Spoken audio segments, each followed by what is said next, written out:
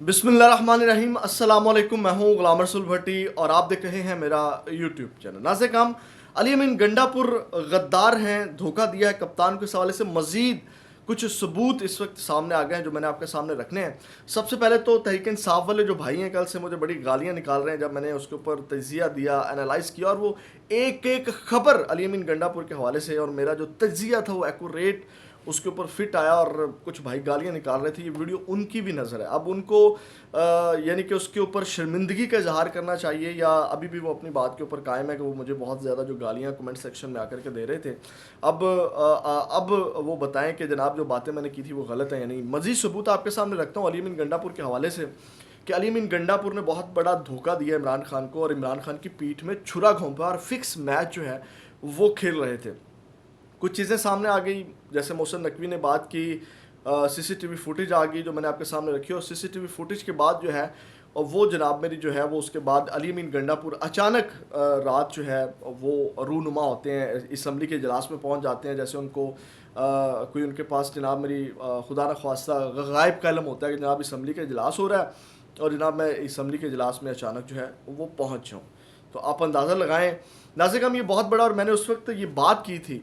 ये आपसे भी मेरा सवाल है, क्या अली अमीन गंडापुर ने जो हरकत की है और जो उसके ऊपर सवालात उठ रहे हैं, क्या वो गलत उठ रहे हैं? या अली अमीन गंडापुर ने जो हरकत की है, जिस तरह वो डी चौक नहीं पहुंचे, इस्लामाबाद ही पहुंचे और उसके बाद गायब हो गए, क्या उन्होंने ये सही किया है? कैसे कारकुनान के हौसले पस्त नहीं हुए? क्या इसके जो वो भड़के खाली मारते हैं या खाली नारे मारते थे, वो बातें ठीक नहीं हुई? क्या जो ख्वाजा आसिफ ने बात की थी कि ये स्क्रिप्ट के मुताबिक जो है ये तमाम चीज़ें चल रही हैं, कि वैसे नहीं हुआ? अब नाज़िर हम मज़ीद सबूत ज़रा सुने।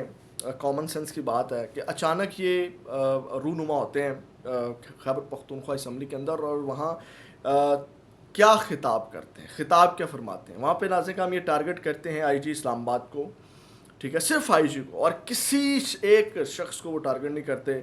वहाँ पे खिताब में क्या बताते हैं कि जनाब आईजी वहाँ पे दाखिल हुए, आईजी ने मेरी गाड़ी तोड़ी, आईजी ने मेरी गाड़ी के शीशे तोड़े। वो गाड़ी नहीं अभी तक ये दिखा सके आप, ये तो कोई इसमें शक नहीं है ना। केपी के हाउस में तोड़ फोड़ की, रेंजर्स गई, पुलिस गई, तमाम चीज़ें। अच्छा, फिर वो कहते हैं जी 4 छापे इन्होंने मारे, और 4 छापे मारने के बावजूद मैं उधर ही था, और जनाब मेरी ये मुझे वहाँ नहीं, और अल्लाह हक है, और जनाब ये और वो, और उसको यूटिलाइज कर रहे थे। अल्लाह का एक मैकेनिज़्म है, अल्लाह का एक निज़ाम है। बेशक अल्लाह हक है, लेकिन अल्लाह इतने भी मौज से नहीं करता कि आप जैसे गुनाहगार लोगों के लिए कि जनाब आप यूँ पास खड़े हैं, 4 छापे मारे जाएं, और आपको जिस तरह फ्री हैंड उन्होंने दिया हुआ और आपको पकड़ना था, और आप उनको नज़र नहीं आए, और सिर्फ वो आपको पकड़ना चाह रहे थे। तो आप कहते हैं जी ये पास खड़े हुए बंदे नज़र नहीं आते। अच्छा, ये बातें सारी किस्से कहानियाँ सुना के, और उसने नाज़िर हम कहा कि जब मैं वापस आ रहा था तो 12 जो इज़ला हैं, वो 12 इज़ला मैंने क्रॉस की, और मेरी जेब में एक पैसा नहीं था, एक टका नहीं था, और वो 12 इज़ला क्रॉस करके जो मैं यहाँ पहुँचा हूँ। आप अंदाज़ा लगाएं। अब आते हैं मुद्दे की तरफ। अब ये सारी बातें उसने की। अब मुझे एक बात बताएं, 12 इज़ला बगैर पैसे, बगैर 1 रुपया के आप केपी के पहुँच गए, लेकिन आपको केपी के जाना चाहिए था, डी चौक आना चाहिए था। डी चौक करीब है केपी के हाउस से, या केपी के करीब है? ये सवाल है मेरा।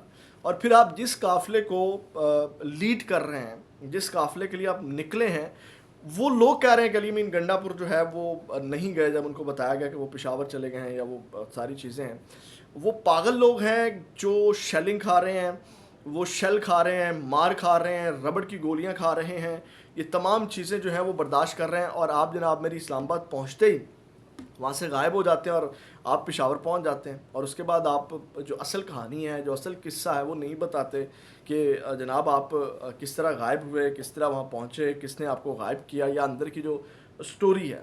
तो ना से कम अब ये सारी चीज़ें आप देख लें कि स्क्रिप्टेड और फिक्स मैच जो है वो अली अमीन गंडापुर जो है वो खेल रहे थे। और बहुत बड़ा जो इमरान खान की 28 साला जो जद्दोजहद है, या इमरान खान साहब जिसके ऊपर बहुत ज़्यादा एतमाद करते थे, या जिसको एक बहुत बड़ा खिलाड़ी बना करके मैदान में उतारा हुआ था, उसने इमरान खान के तमाम वर्कर्स को धोखा दिया। तमाम जो एक कह लें कि एक हवा बनी हुई थी पाकिस्तान तहरीक इंसाफ की, डेफिनेटली ये एक बात क्लियर रख दी मैं आपको कर दूं اگر میں علی امین گنڈاپور پہ تنقید کر رہا ہوں تو میں علی امین گنڈاپور کے کردار کی وجہ سے کر رہا ہوں. دیکھیں بہت سی چیزیں ہیں. تحریک انصاف کے ساتھ ظلم و زیادتی ہوئی, میں تحریک انصاف کے ساتھ کھڑا ہوں. تحریک انصاف کے ساتھ پچھلے جو 2 سالوں کے ساتھ یا الیکشن کے اندر جو جتنی چیزیں ہوتی رہی ہیں وہ آپ سب کے سامنے ہے کہ جس طرح چیزیں چلائی گئی اور چیزیں ان کے ساتھ کی گئی. عمران خان کے اوپر جو کیسز بنائے گئے, جو عمران خان کو جو اس وقت کہہ لیں کہ جھوٹے مقدمات کا سامنا کرنا پڑ رہا ہے, وہ آپ سب کے جو ہے وہ سامنے ہے کہ کس طرح یہ تمام چیزیں جو ہیں وہ کی جاتی ہیں. میں اس چیز کے ساتھ کر رہا ہوں, لیکن میں علی امین گنڈاپور کے کردار کے اوپر, اس کا مطلب یہ نہیں ہے کہ میں پاکستان تحریک انصاف کے خلاف ہوں یا اس کے خلاف بات کر رہا ہوں. تو یہ ساری چیزیں ہیں نازک کام کہ اس وقت علی امین گنڈاپور جو ہیں انہوں نے بہت بڑا دھوکہ دیا ہے اور عمران خان کی پیٹھ میں چھرا گھونپا ہے. اور آج کیونکہ اس کے بعد جو ہے وہ بہت سی تسلیاں پاکستان تحریک انصاف والے جو ہیں وہ دے رہے ہیں. عمر ڈار کا بیان آیا کہ نہیں جی ابھی آپ خاموش رہیں, ڈیفینیٹلی عمران خان صاحب کا بیان آنے دے. تو اس کے اوپر بھی جو ہے وہ ہمارے بھائی صدیق جان نے بڑا اچھا تجزیہ کیا کہ اگر عمران خان لیکن پھر بھی اگر عمران خان بھی علی امین گنڈاپور کے حق میں بیان دیتے ہیں, نہیں جی ٹھیک ہے علی امین گنڈاپور یہ پازیٹیو بیان آ جاتا ہے, تو ان کا کہنے کا مطلب یہ تھا کہ اس کا مطلب ہے کہ علی امین گنڈاپور کی ملاقات کروا دی گئی عمران خان سے اور عمران خان کے کہنے پہ ہوا. تو ایسا تو نہیں نہ ہوتا, ایک طریقہ کار ہوتا ہے. یعنی کہ وہ تجزیہ بھی دیکھیں ان کے کیسی منطق اور کیسا زبردست شاندار تجزیہ دے رہے ہیں کہ ملاقات کروا دی گئی تو آپ کے پی کے ہاؤس کیوں جا رہے ہیں بھائی. اس کو ایک شاندار طریقے سے ایک اچھے طریقے سے آپ کارکنان میں آئیں, ڈی چوک پہ آئیں اور وہاں آپ کہیں کہ جناب ہم جو ہے وہ یہ ایس سی او کانفرنس ہو رہی ہے اور ہم اپنے ملک کی خاطر, ایک اچھا بہانہ بنایا جا سکتا ہے نا.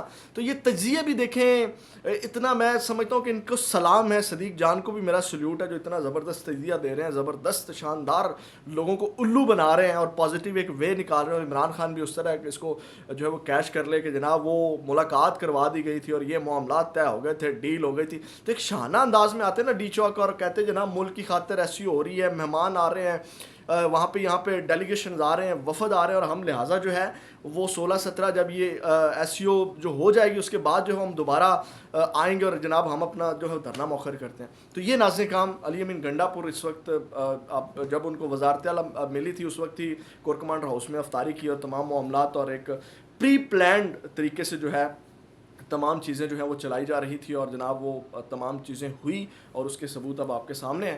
لہٰذا علی امین گنڈاپور کو مستعفی ہو جانا چاہیے تھا کے پی کے ہاؤس جانے سے پہلے, اور علی امین گنڈاپور سے جو ہے وہ میرا خیال ہے استعفے کا مطالبہ کرنا چاہیے. اور علی امین گنڈاپور نے اپنا سیاسی کیریئر جو ہے اس وقت ختم کر لیا, لیکن اس کے باوجود پاکستان تحریک انصاف والے ان کے اوپر اعتماد کرتے ہیں, ٹرسٹ کرتے ہیں. تو اس کا یہ مطلب ہے کہ جناب پھر بھی یعنی کہ کلٹ ہے تحریک انصاف والوں کے اندر, یا وہ حق اور سچ کے ساتھ نہیں کھڑے ہوئے. تو اس کے ساتھ مجھے اجازت دیں, اپنا بہت زیادہ خیال رکھیں, اپنے اس چینل کا. پاکستان زندہ باد.